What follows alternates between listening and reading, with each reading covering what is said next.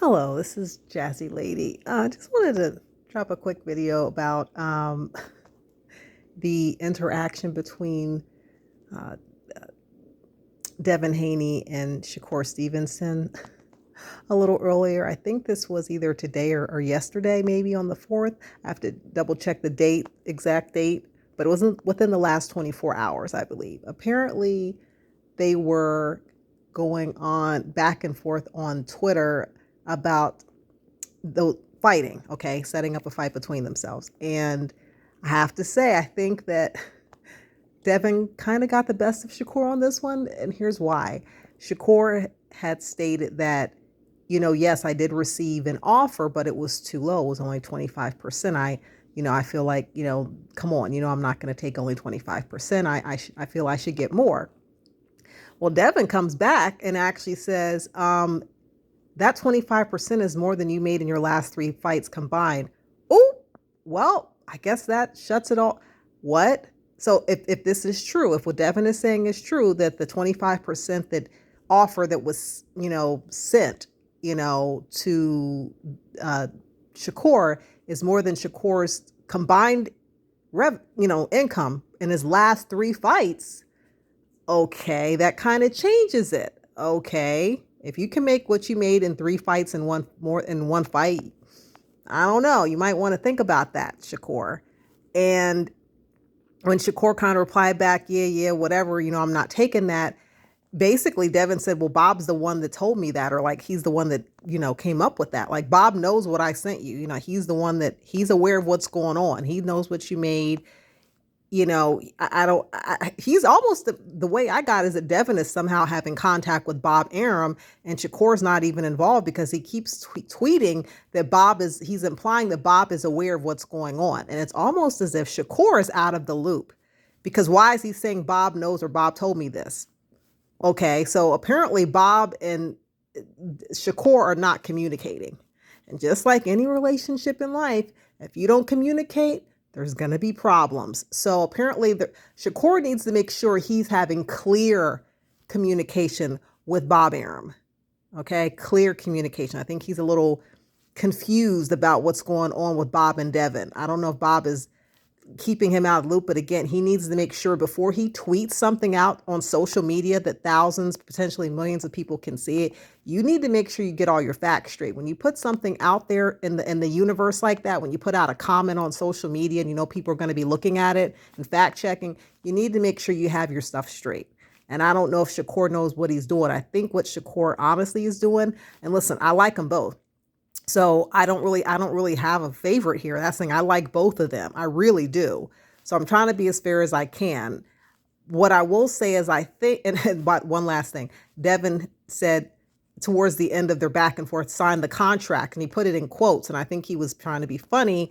And of course, us boxing diehards like us, I think when we hear that term, what we're thinking. I think initially the first thing I thought was Errol and Bud immediately was, oh, well, we're going to start with this again, sign the contract. And I think Devin knows that too, which is why he put it in quotes because he was trying to be a little funny. And Shakur replied back, you're soft for that, laughing because they were kind of having, I think these guys like each other. There's no real animosity between each other. I think, this is just what's going on. It's just two men trying to kind of figure this out. But I don't think this is really the platform to do it in public. But Shakur said, you're so soft for that. And I don't know if it was a tease at him because we know that Terence has actually worked with Shakur and Devin Haney and kind of sparred with both of them, worked with both of them. But clearly Terence is a little closer to Shakur. That's kind of like his little brother, as he says, and Shakur always calls Terence his big brother.